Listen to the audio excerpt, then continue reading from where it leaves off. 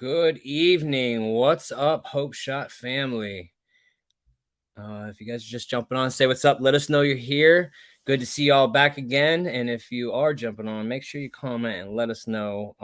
And please let us know if you shared it so we can shout you out. And I'm going to read the clarity statement, which if you don't know what the clarity statement is something we read to make sure that it's all inclusive. Because we don't care how you get from A to Z, just get there. Give me 1 second. Let me find this thing. Let me just put it in here. Clarity. I should have this thing ready, but I don't. It is what it is. Been one of them weeks, you know what I mean? So we here at the Hope Shot are a group of people in recovery spreading inspiration. We come from all different walks of life and pathways of recovery. Our verbiage may be different at times, but we all have one thing in common: recovery as a lifestyle. We support all pathways of recovery. It doesn't matter how you get from A to Z, just get there. Thank you for being a part of our family. Yo, let's see what we got. We got Hard Knocks in the house. What's up, my friend? We got Kevin Montgomery. What's up, my friend? We got Reagan. Happy to be here. Happy to see you here. We got Helen. Hey to you. Kimberly, what's up? What's up? We got Maria Lopez. Good to see you back again from Sober Plan Group. Awesome. And then we got Katie.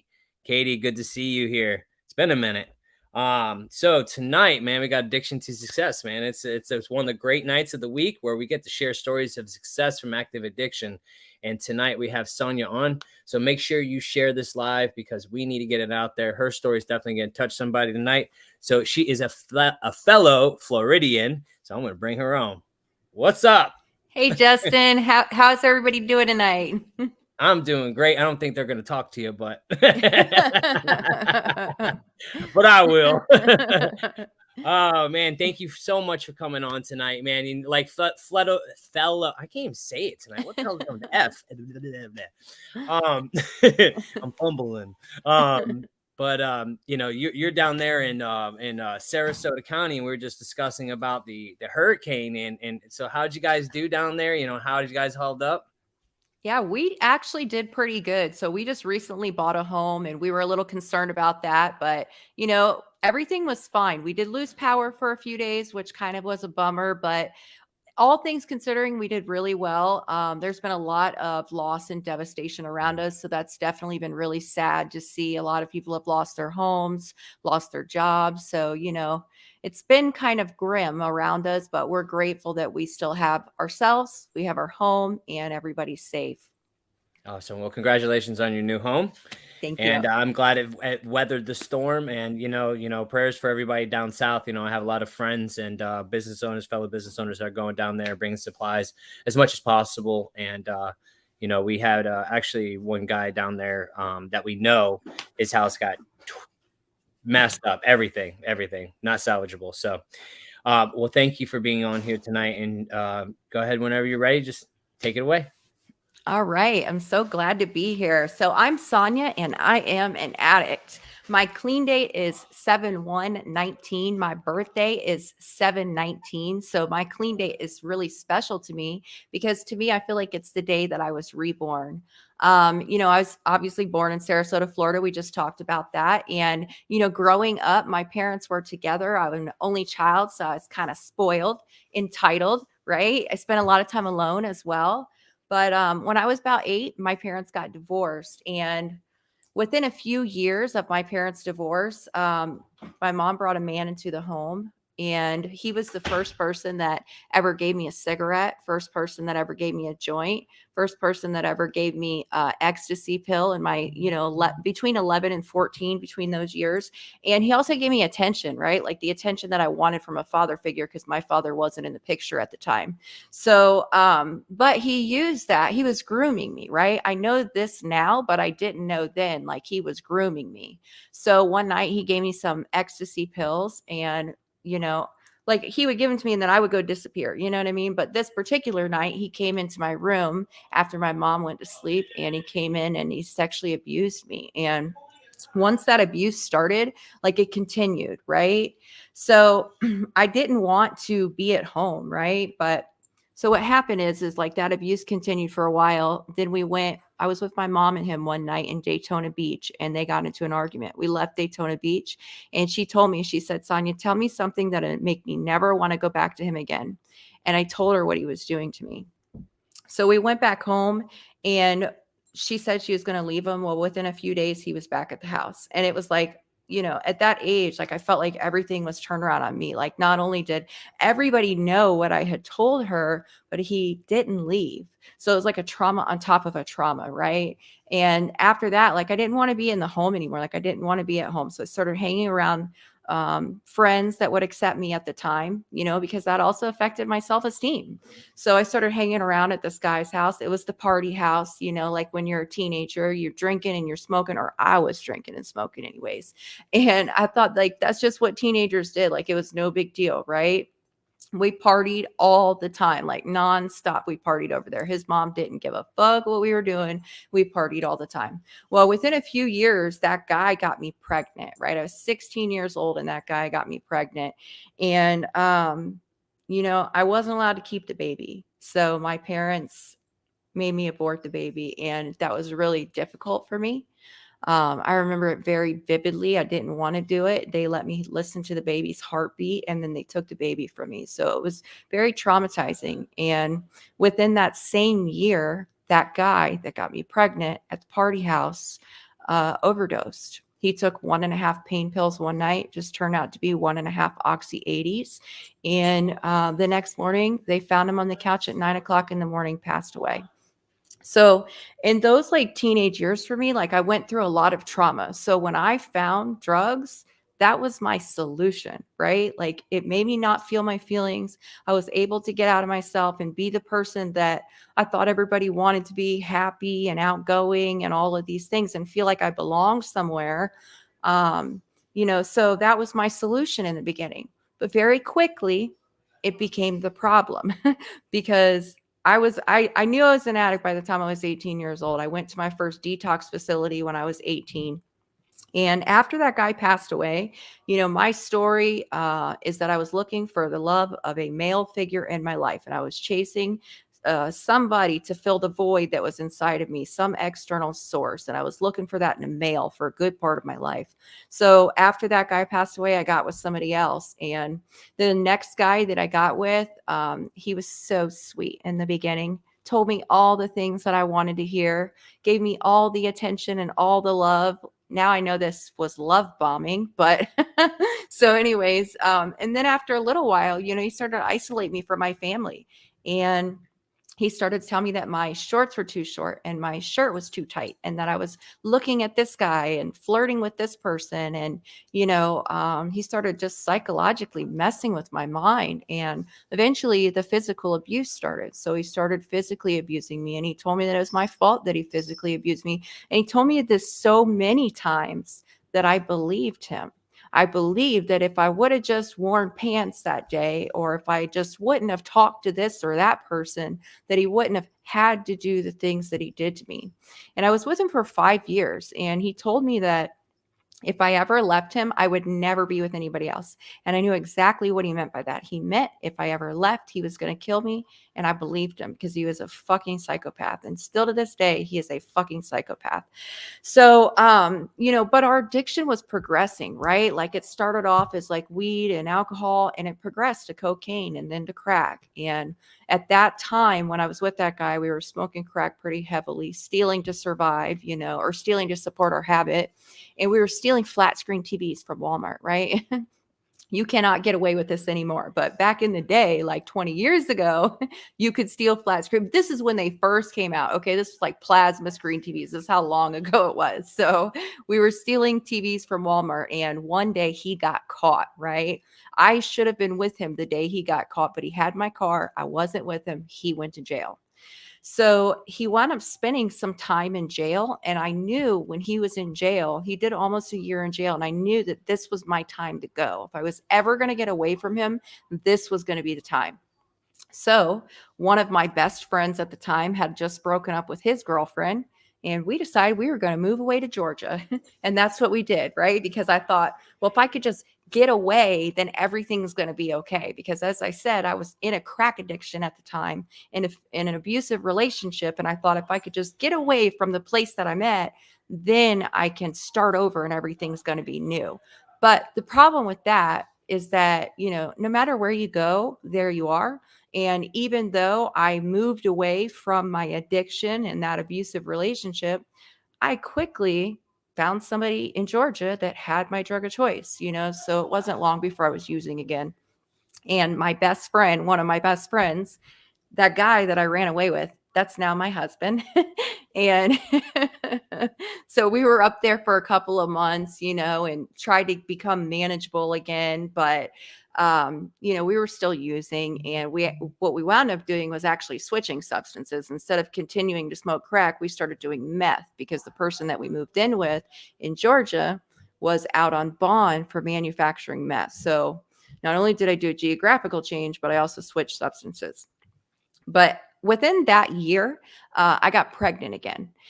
And I didn't want to lose this baby because I had already lost a baby. So I decided that I was going to get my life together. I was going to clean up. I was going to stop doing drugs, and I was going to have this baby, right?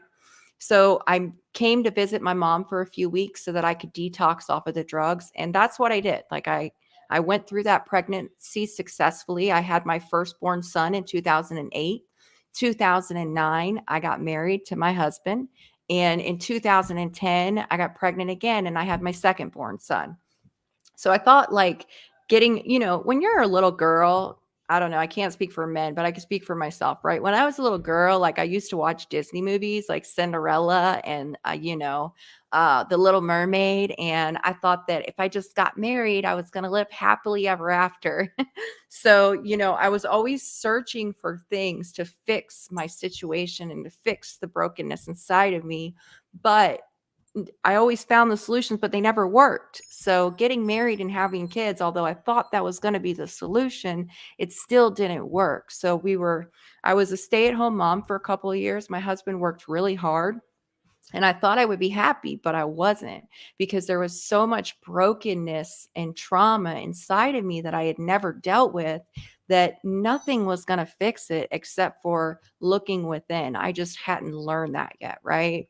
So we were up there for a few years. I did the stay at home mom thing, and I came down to visit my mom in Florida. About 4 or 5 years into living up there, and I ran into an old friend who had my drug of choice, my original drug of choice, right? And I used cocaine with her. And I was like, wow, this is what I've been missing. Like, I got to go back to Florida. So I told my husband that I missed my family and I wanted to go back to Florida. And that's what we did. So we packed up our whole life and we came back here to Florida, and I was like off to the races. Nobody knew that I was doing cocaine. It was just me. So I was like living a double life, right? I got a job at the newspaper route, and I would go pick up my drug of choice on the way to throw papers. And I'm just going to say, newspaper route is like the perfect job for somebody who's doing cocaine. You get to stay up all night, throw papers by yourself. All the cops know your car, so you're cool. But it was the perfect job for that. So I would go pick up my drug of choice on the way to throw papers. I would stay up all night long throwing papers, and then I would get more of my drug of choice on the way home. And then I would come home, take the kids to school, and be Susie homemaker for the rest of the day. And I thought nobody would find out. Well, the only problem with that is that I'm an addict and I cannot use successfully. So it wasn't very long before my husband caught me using, and he caught me using so many times that he eventually caved in and started using with me. And then within a few months after that, I was back to smoking crack again. And my neighbor saw me hitting a pipe through the sliding glass window of my duplex, and she called the Department of Children and Families on me. So the Department of Children and Families shows up at my house when my kids are in school one day with drug tester in their hand, right? Like, I'm not getting away with this. So when the lady shows up, I'm like, yes, I've been using, I want to stop. And I really do believe like something inside of me wanted to do the right thing and wanted to stop, but I didn't know how to stop. That just wasn't in the cards for me at the time. But I was honest with her, and she's like, okay, listen, she's like, I'm going to give you 45 days. I'm going to come back. If you can pass this drug test, then we'll close the case in what they call unsubstantiated, I believe, which just means the allegations that were said against me were not true. So she came back in 45 days. It was Christmas Eve, the day that she came back. And you would think, right, that I would have quit using drugs and been ready for her. But I was ready for her, but I hadn't quit using drugs. I had fake pee shoved up inside of me, and I was ready to fake this drug test, which I did. So I faked the drug test. I got away with it. They closed the case. But in my mind, I'm like, ooh, I just got away with some shit. I'm smarter than you guys. So I continued using heavily, and within 5 days, on December 29th, I got into a fist fight in the middle of the road. I jumped out of the car a few minutes prior to that. So I'm covered head to toe in blood. And I jumped out of the car again to get into a fight, but my kids were in the back seat of the car when all this happened. So an anonymous passerby had called the law when they saw this commotion. And needless to say, the Department of Children and Families got called back again. So this time when they got called back, they wanted me to do all these things, right? Like go to these outpatient classes and take drug tests once a week and like jump through hoops, and I was trying to do the things they wanted me to do, but I just wasn't capable, and I knew that I wasn't going to win this. So I decided then, and this is in 2014, that I was going to let the kids go live with my mom, because I knew that I wasn't fit to be a mom at the time. But it was like this kind of sent me on a spiral, right? Because even though my kids were safe and they didn't take custody from me, I still felt like a piece of shit. So because I felt like a piece of shit, it spiraled me further into my addiction. Like I used to cover up my feelings. And because I used, my situation got worse. So it's kind of like I started spiraling out of control, right? So in 2016, I was using very, very heavily with my husband. And again, our addiction progressed. So we went from cocaine to crack. Now we're shooting meth and heroin by 2016 daily. And in 2016, all of a sudden, like my husband started like getting really sick. He started running like really high fevers, like 105, 106 fevers. He was going in and out of consciousness. And like we're in the midst of our addiction, right? Like I want him to go to the hospital, but he doesn't want to go to the hospital because he wants to get high. So eventually I did talk him into going to the hospital. And when we got there, the first night that we got there, they're like, they had him pee in a cup, and his pee was like literally the color of tea. It looked like tea. And they're like, you know what? Your kidneys are failing right now. And if you leave the hospital tonight, like you're going to die like tonight. So we convinced him to stay at the hospital. But within a few days, he left, right? Because he couldn't use, like, they wouldn't give him Suboxone or anything like that. So within just hours of being at the hospital, he started going in detox. He's like, fuck this. I got to go get well. So this started like this pattern for him where he would come to the hospital, get a little bit better, and then leave to go get high. And which made his health condition get a lot worse, right? So he had what they call bacteremia. I think I'm pronouncing that correctly. It was a staph infection in his blood, Staph aureus in his blood. And the staph infection had spread into his heart, into his lungs, and into his kidneys. So he had a vegetation on his heart, which is endocarditis. And he had fluid that was building up in his lungs, and his kidneys were in failure. So what that required for him was to stay in the hospital for 42 days to get the cycle of antibiotics that they wanted to give him, which was the vicomycin, right? But he couldn't stay there long enough to make it through the 42 days. So the whole thing, like in total, took about 6 months for him to get that treatment. And, those times when he was in the hospital probably were some of the scariest times of my life. I mean, when he was there, they didn't want me to be there because I was an addict in active addiction. I was covered in track marks, probably hadn't taken a shower in a week. I looked like the Walking Dead. I mean, I was tweaked out of my mind. Like they didn't want me there. And I don't know if I understand that. I guess I understand that, but it was really hard for me to deal with at the time because every day, like we didn't know if he was going to be alive the next day, and I wasn't allowed to be there. So those times, while he was in the hospital, I prayed for him like I have never ever prayed in my life. I mean, my dad wasn't really around when I was younger. And I just want to say I do have a relationship with my dad today, but back then I didn't. And I didn't want my kids to grow up without their dad in their life. So I prayed for his healing and deliverance, right? And today, like, I believe that those prayers are part of the reason that I'm here today, not just him, but me too. So when he finally got out of the hospital after 6 months, we had to go across the street to the heart failure clinic, right? And they told him that he had heart failure and that he wasn't going to live for longer than 5 years. And if he continued using, it would be less than that. So within a few days of him getting out of the hospital, he got arrested. And this was like our life, right? Like we would get arrested, be on probation, get out. I mean, that was just the way that it was, right? If you're in active addiction, that's pretty much the way that is: jails, institutions, and death, right? So he got arrested and he accepted something called comprehensive treatment court that they have here in Sarasota. And that started like this. That started his journey to recovery. The only stipulation of comprehensive treatment court was to not use drugs. So as long as he didn't use, he didn't have to like be in jail, but he didn't know how to not use. So he would use and then he would go to jail and then they'd put him in rehab and then he would get out and then he would use and then he would go to jail. And it was like this cycle, but that put him over here. You know what I'm saying? So this was like 2017. And that's really where my addiction, like, that's where I saw my darkest of days, right? I Because of the trauma of losing him and I thought he was going to die, like I just pushed myself away from him and I was willing to do like anything at that point in time. Like I didn't care what I had to do to get the next one, who I had to hurt, how I had to demean myself or degrade myself or what I had to sell. Like it just didn't matter anymore. I didn't really have the will to live, but I didn't have the courage to die. So those days were just really, really dark. I got involved with some really dangerous people, and I'm not trying to make light of this at all because I was in way over my head, doing all the things that I said that I would never do, and just hanging around some really dangerous people.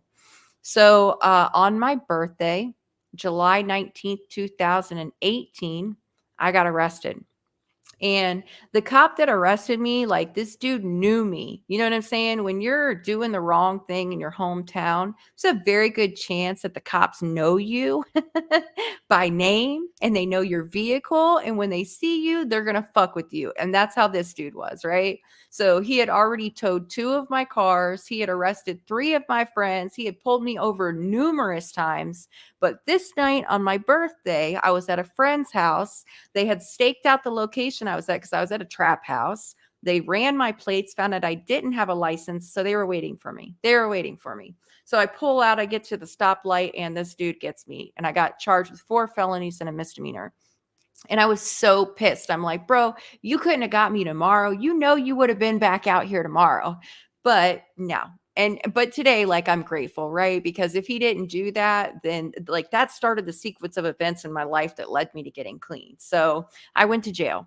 And within a few days, I got released on something they call supervised release. So they let me out of jail on the stipulation that if they called me in to do a drug test, I would do a drug test until I got to court, right? So I was out on supervised release for like a couple of weeks and I failed a drug test.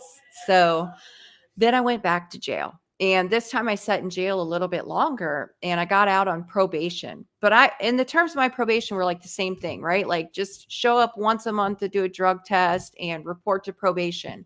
So I thought like I could do it. You know what I mean? I had sat in jail a little while. I had detoxed off of the drugs. I just wasn't going to use.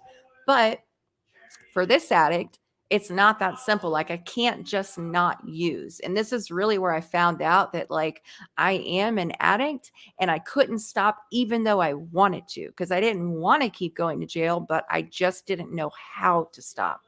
I had the desire, but I didn't have the ability or the tools. So I got out on probation and then I went to go see my probation officer one day, got caught trying to falsify a drug test in the probation office, and I went back to jail. Well, don't ever do that. That was such a bad idea. I had to go to so let me tell you the story. It's kind of funny. So I go to probation one day, right? My mom knew that I was going to be falsifying this drug test because I used to ask her for fake P's. So she told my PO that I was coming in there to falsify a drug test. So he already knew before I even got there, right?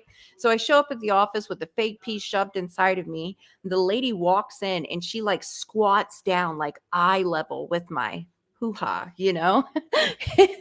So I'm like too nervous to like pop the top on the lid, right? Well, I had a whole system. Like I used to use a bottle, wrap aluminum foil around it, rubber band around that, poke my finger through it, everything would come out. It'd be cool. Well, this particular day, I went against my system. I used a pop top lid.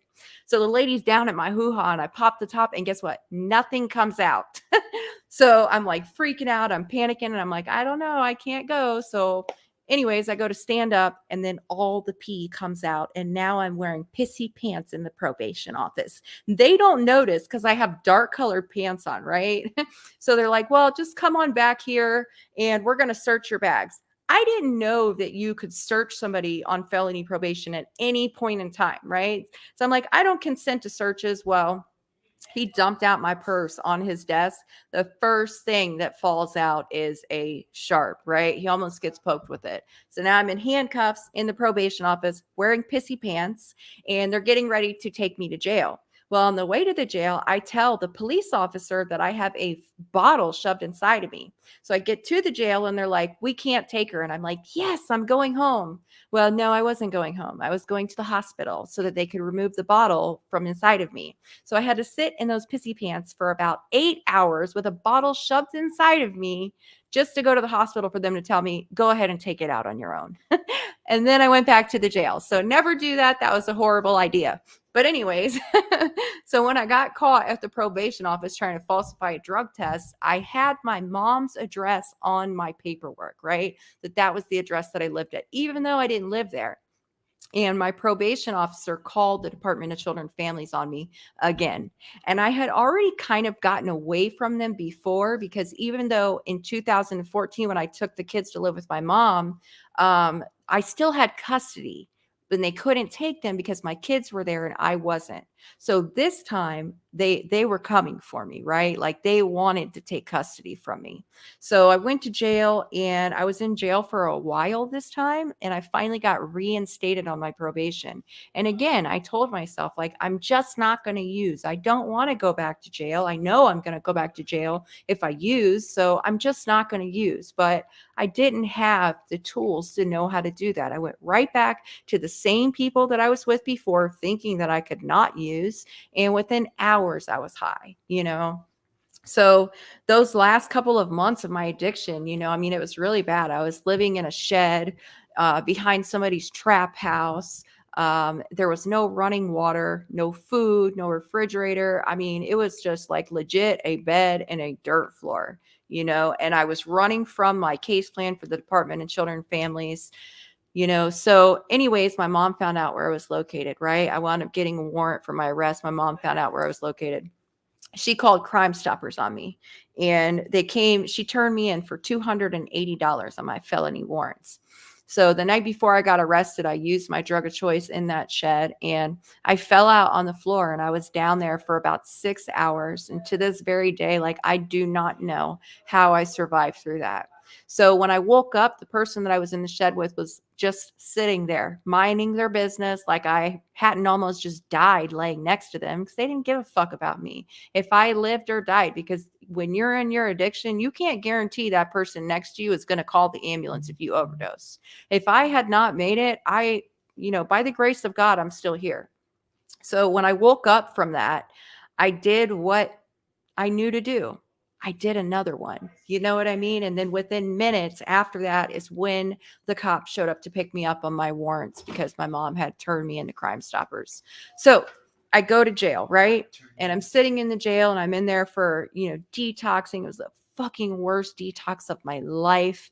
I detoxed for like 14 days. Nobody would take my phone calls. I wasn't allowed to talk to my kids. I sure as hell wasn't getting out of jail this time. And, you know, I didn't have what I had always had before to numb my feelings, which was the drugs, right? So I had to sit in my shit this time, and I hated myself. I hated myself for who I had become and where I was in my life. And I was just, today I know that to be my gift of desperation. I was so desperate and I was so spiritually broken and bankrupt. But today that was a gift, because that desperation that I had then turned into the willingness that I have now. So in my county where I live in Sarasota, they have a part of the jail called the recovery pod, right? And the jail is like, if you ever been to jail, like it's dirty, it's nasty, like but in the recovery pod, like it's the penthouse of the jail. You know what I'm saying? It's like up on the top floor. It's real new and real nice. And they got vending machines. So everybody wants to go to the recovery pod, right? So I put in a request and I wound up going to the recovery pod. And, when I got in there, like, I just remember like feeling just this calm, peaceful presence in there, right? Like it felt, I don't know, I can't explain it, peaceful. So, and I had to go to meetings. That was one of the things about being in the recovery pod. If I was going to be in there, I had to go to meetings. I had to make my bed. I had to wear my uniform a certain way. I had to follow all the little rules that they didn't have in the other part of the jail.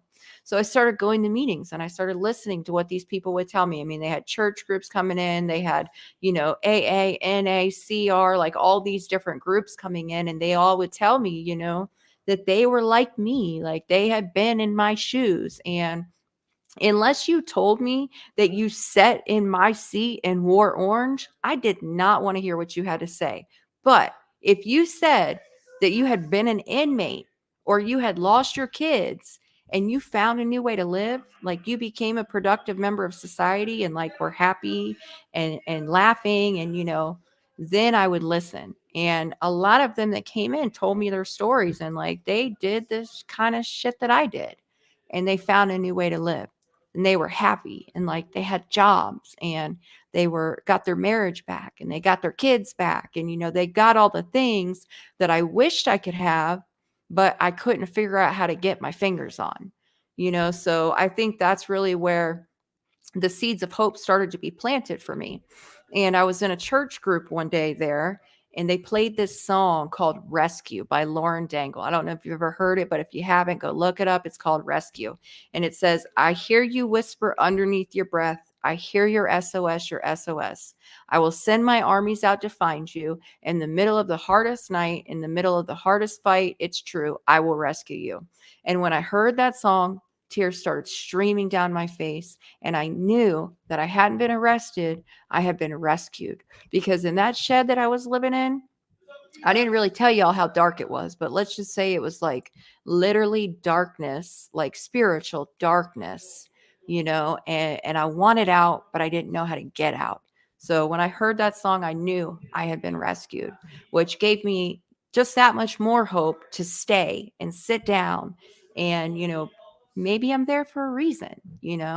So I was in a meeting one day, I get a call from my public defender, and my public defender tells me, listen, with your violations and your points. They have a point system in Florida. I don't know if they do that in other places, but each charge that you have carries a certain amount of points. Each violation carries a certain amount of points. And once you have a certain amount of points, then you're eligible to go to prison, or you have to go to prison, right? And I had the amount of points that would put me in prison.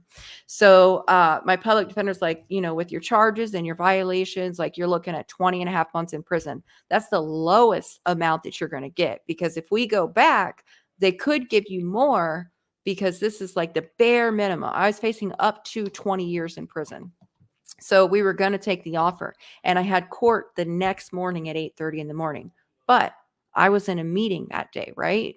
And after I hung up the phone with my public defender, the lady that ran that meeting asked me what happened. So I told her about the conversation afterwards. And, that was that. So the next morning, I'm on my way to court, and you go through these like series of holding cells on your way to court, right? You got to cross the street, go up the elevator, and all this other shit. So I'm in the last holding cell in the courtroom before I go in front of the judge. And all the other girls had gone out before me. I'm in there by myself. And I just remember like praying, right? I prayed to my higher power, and I'm like, you know what, God?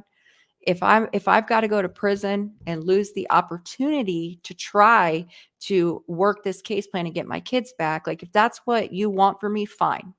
Because quite frankly, that's what I thought I deserved. Like I used to think that my kids were better off without me and that I didn't deserve them. But if there's another way, like if this stuff that they've been telling me is real and it's for me, I surrender to that right now. So I walk into the courtroom, and that lady that brought in the meeting from the day before was in the courtroom. And she had got me accepted into a treatment center overnight. So I had already been in front of that judge 3 times that year, right? And the judge told me, he's like, listen, Sonya, she's like, this is your chance. If I see you in my courtroom again, you are going to prison for a long time. And I believed him. So I took my chance and I ran with it. I got to that treatment center. And they told me, to take suggestions and do the next right thing and don't get high one day at a time, like all those cliches that they told you. And like I started doing those things. So at the same time that I got to the treatment center, my husband had gotten out of the treatment center and he moved into a halfway house. So he came to visit me at the treatment center. And he's like, listen, son, he's like, I don't care about all that stuff that happened before, because we were pretty ratchet in our addiction. You know what I'm saying? Like we weren't loyal and, honest and all that shit. No, we were like really nasty to each other. But he's like, I don't care about all that stuff that happened before. He's like, I just want to be a family and I want to work this out. And that's what I wanted too. I just didn't think that that was possible for me. I didn't think I deserved that. Right. So he started working on himself, and that was like our plan. He was going to work on himself. I was going to work on myself. So I went to the treatment center and I got the most out of it. Like they told me to do something and I did it. And that treatment center is the very first thing in my life that I ever successfully completed. I didn't complete high school, couldn't keep a job, couldn't pay my rent, couldn't keep an apartment. I couldn't keep my license. Like I couldn't even keep tags or insurance on my car. Like I could not do anything. I was a failure, right? I remember specifically sharing one time in the meeting that I'm 34 years old. I've never done anything right in my entire life. Like I'm a failure. I might as well just give it up. But I was wrong. That treatment center is the first thing I ever successfully completed. And since then, it has just snowballed in my life, right? That gave me the confidence to try to do the next thing. So they suggested to me to go to a halfway house, and that's what I did. And I'm glad that I did that, because in the beginning of my recovery, like this had a lot of chaos in it. You know what I'm saying? Like sitting alone was really hard for me. So being in that halfway house was really cool because I had girls around me all the time. There's always something going on, always some drama and chaos, which is exactly what I needed at the time, but and also like always somebody to be there for me if I was going through it, or somebody to talk to, so it was really important for me.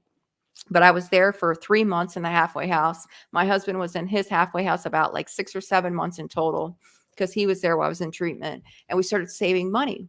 And we saved enough money to get an apartment. We started working our case plan, right? I did the parenting classes, got the job. Then we finally got the apartment. And on Valentine's Day in 2020, we got our apartment moved in together. 2 months later, we got to bring my kids home. April 8th, 2020. I'll never forget that day. So from 2014 until 2020 is how long my kids were not home with me. They were with my mom for those years. So needless to say, when they came home, it was not like magical and everything was okay. Like I still had a lot of work to do, and I had to prove to them that I was going to earn their trust. I mean, they weren't really happy with me when they came home. They didn't want to like hug me and like tell me they loved me. And that was okay. I had to accept that. I had to accept the consequences of my actions and keep showing up and doing the next right thing, one thing at a time, until I could prove to them that I was going to be the mom that they deserved. But eventually I did, right? So March 9th, about, let's see, a year and a half ago now, I finally successfully completed probation. I got sentenced to treatment followed by a year of what they call community control, which is basically like house arrest, but you don't have to wear a bracelet. But you know what? I'm really glad for that community control thing because it taught me how to show up, right? Like I never was the person that was like show up somewhere. But these days, because of that community control, if I'm like running late, like I get like super bad anxiety because if you weren't where that paper said that you were going to jail. So I learned how to show up because of that community control. And then followed by another year of drug offender probation. And I finally completed that about a year and a half ago now. So just a few months ago, my husband and I bought our first home. You know, I mean, truly, like they told me when I first got here, like if you wrote down all the things that you want out of this, you would be under shorting yourself. You would be greatly shorting yourself. And that was so true. I mean, all that I wanted was just to like have my kids back in my life and like get a, you know, job and have a family. And recovery has absolutely blown the doors off on my life today. I mean, it is truly amazing. And the main thing, the thing that probably matters the most is that I love me today. I never loved me before. You know, I mean, I really worked on that trauma and things that I've been through. And today, like I learned that all that pain that I've been through is my power today, right? It's my purpose today. So every bad thing that I've been through can be used for the good. And for that, that gives me peace, right? So yeah, I think that's about it. Awesome, Sonya. Thank you so much. Thank you. Dude, that was an amazing story.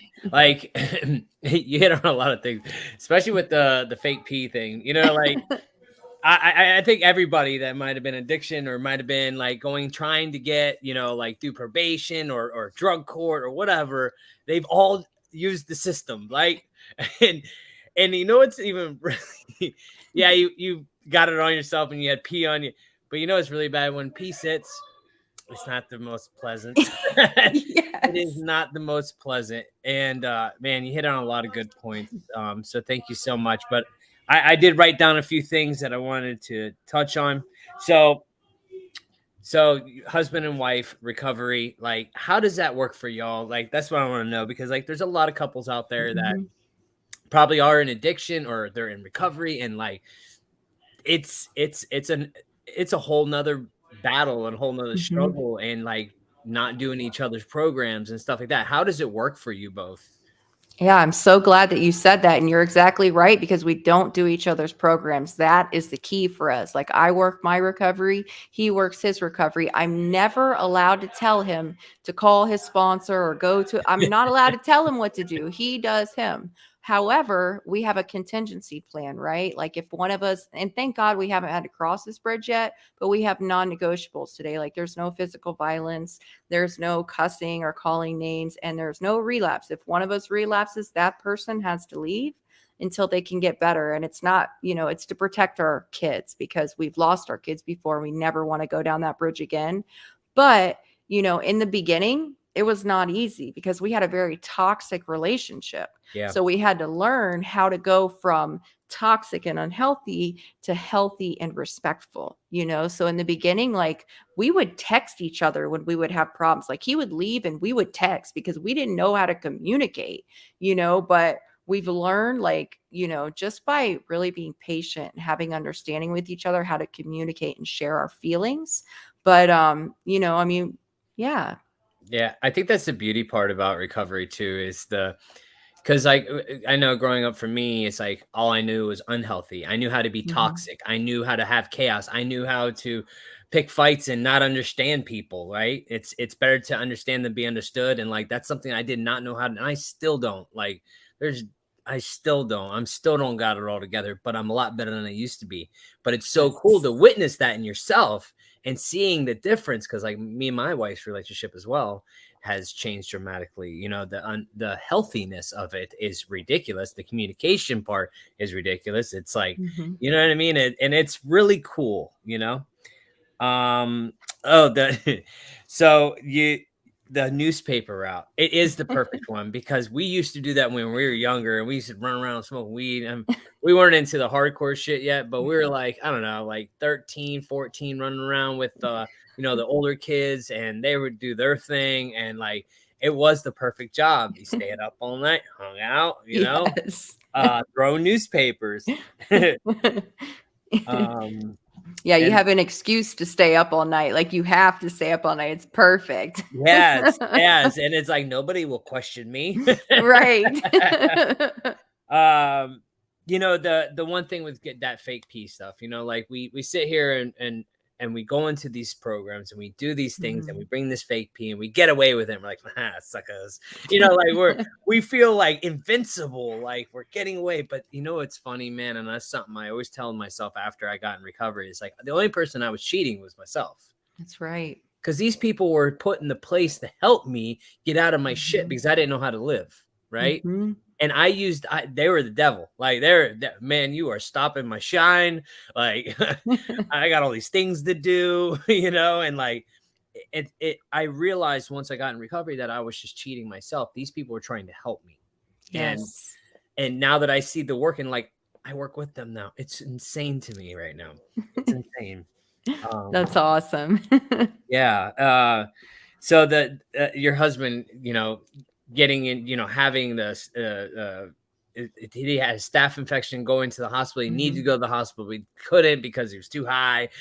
All that. Like I had the same thing happen to me with not going to the hospital. Like I was too high, man. Like I had red lines going up my arm. Oh. Like yeah, it was bad, right? And I remember Lisa that's on here, and she doesn't remember because that was like the heyday, like we were done data, right? Mhm. But it was so bad. Like I had MRSA. Like all I did was use this lady's peroxide. She fell, hurt her knee, and she had like diabetes and she had like bad infection. And like I guess she used the same peroxide I did. I had like these two big cuts and I'm like tweaked out, I put the peroxide on there on both of them. Next thing you know, they blow up within 24 hours. Oh, Red lines. wow. It was insane, right? So she took Neosporin and put into a glove and put it on my hands. And it literally stop the infection from happening. Did it really? Yes, I'm not gonna. It literally did. She literally saved my life from it. Wow. So yeah, and then I got arrested and I got cured. So, but, but it stopped it for the time being. You know what I mean? Like for the time being. So, the that place you're talking about the some kind of court. Was that drug court you're talking about? What's it called? CTC court. So it's comprehensive treatment court. They have a lot of different like divisions in court here, like drug court, mental health court, comprehensive treatment court. So it's similar to drug court, but it's for people that have like physical, mental, and substance abuse problems. So comprehensive. Gotcha. Okay. I've never heard that one before. I've heard of now they call it, actually, they don't even call it drug court anymore. They call it, what do they call it? Problem solving court, I think it is. I think Yeah, that's what they call it. we still have drug court here, which is a Uh, really good program. It's probably one of the best programs in our area. I did it twice. First time, couldn't do it. Second time, I did it, but by the skin of my teeth, I cheated everybody. Well, cheated this guy. That's all I did. Right. Let's see. Um, you hit on this subject, and this is one thing that I always talk about. That's why I would love to do a jail bridge program up here. Is the rescued. I wasn't Mhm. I wasn't arrested. I was rescued from myself. Yes. I say it Mhm. all the time because as I didn't go to treatment, I didn't go to detox, I didn't do none of that. All I did was I was arrested and I detoxed in jail multiple times. And every time it was like, thank you for saving me. I'd be crying like a little baby because like I wanted to stop, but I just couldn't. It literally, that's what like people don't understand, normal people. Mhm. We understand. I understand you. You understand me. Yes. I couldn't stop no matter how hard I Mhm. tried, no matter how many friends I got rid of, no matter what kind of place I was. I changed area codes. I've changed everything. Drugs, it doesn't matter. Mhm. And when I got arrested, I was like, thank you for saving me. And Yes. it's cool that you touched on that. And I think that's important. That's why those jail bridge programs, man, I think would be a great thing because people go in there and they're like, just waiting to get out. It's like, yo, why don't you do something different? Mhm. And then another thing you were talking about is the halfway houses, how important those are. How Yes. important was that in your life to have that halfway house, you and your husband? It was incredibly important. As a matter of fact, like when I got out of treatment, I don't know how I would have done without it because I really needed that transition just to be around people all the time, have people leading me in the right direction. And it doesn't mean that people aren't going to use their, occasionally somebody's going to relapse and they're going to fall off. But if they do, they're going to be gone, but I needed that direction while I was there. I needed somebody to watch over me and just help me and so I wasn't alone. This was not well in the beginning. Like it still isn't all that well, but Right? It's like some days, yeah. so true, man. And that's why it's so important, these halfway houses and these, sober livings, that like, because we're gonna go back to chaos, and Right. we're comfortable there. Yeah, Mhm. I got it. But it's in order to change, we have to be plucked out, not out of like Right. the our different area codes or anything, but plucked out and put into a clean environment that we have accountability, and that's very important. Yes, exactly. Accountability. That's what it is. It's that accountability. I mean, I got drug tested like once a week and just having somebody say, "Okay, what'd you do today? Did you go to work? Did you go to a meeting?" That was so important. Definitely. And that's something that I did. I didn't go to detox and thing, but I did check myself in the outpatient daycare and did a bunch of meetings because I did need that accountability in the beginning because I didn't trust myself. Yeah. I couldn't trust myself. I have a track record that says, yo, man, we've done this how many times? And we want to go right, but we go left. I don't know Right. why. All right, let me read some of these comments. Let's see. We got Helen says, one thing she says, your mom saved your life. But Sonya, how is your relationship with your mom now? Oh, I'm so glad you asked, Helen. I'm so grateful for my mom, right? Because she took care of my kids when I couldn't take care of them. And she really held my family together. Today, we have a great relationship. I mean, there's been, you know, it's been difficult in the beginning for her to trust me and for me to go to her house because I used to get high over there so much. But, we have a really good relationship today. So I'm so grateful for my mom. That's awesome. Katie says, I love me today. Love that. Yes. Maria Lopez says, awesome testimony. Thank you. Becky says, amazing story. See, Brittany says, I was arrested at probation for the same thing. Didn't have to sit in my pee pants, though. That one takes the cake. I never do that. But I even went to a courthouse one time with it and did it in the back room. Like, that's how insane it is, right? Mhm. I'm like, please, I hope this doesn't. I had like the heat thing that was on it, so it heat up. Yes. Like, it was ridiculous. Do you have the Pee Whiz or what's that thing called? No, the Pizzinator, the Pizzinator, what, I don't know what it was. Yeah. Yeah. No, I didn't have that. I wasn't that I didn't have money for that stuff, I should say. Alfred says, amazing story, so much strength, hope, and wisdom. Man, recovery is awesome. Thank you. We got Tiffany says, thank you so much for sharing your story. You are truly an inspiration. Gina says, keep up the great work. Your story is amazing. Thank you for sharing. Cases going to Tampa for abuse women and children with Jake. Oh, where that? I remember that. Okay. I don't know what that is. Okay. Brittany says, hearing about your relationship with your husband gives me some kind of hope for my daughter's dad if he actually stays off drugs and tries to be a present parent and show up for my little girl. I just have a hard time trying to imagine us being good together when we were so bad for each other at one point in our lives. Beautiful story you told tonight. Yes. Let's see. Matt was asking, what drugs were you and your husband using? All of them. The alphabet kind. Yeah. I mean, in the end, what really got us was meth and heroin addiction. But I mean, anything I put my hands on, I became addicted to. Yeah. And that goes for food. That goes for anything. Social Yep. The media. gym. The gym is my thing these days. That's a good thing. But anything we do, anything we have in our lives could be unhealthy. It just depends on how obsessive person I want to be that day. Right. I do it all the time. Like I literally obsess about everything, anything. Same. And it is what it is. And then but hey, listen, it doesn't last as long as it used to. So Right. it's that. And it's And you're nothing, aware of it today, so that's good. and it's nothing as bad as drugs and alcohol. So True.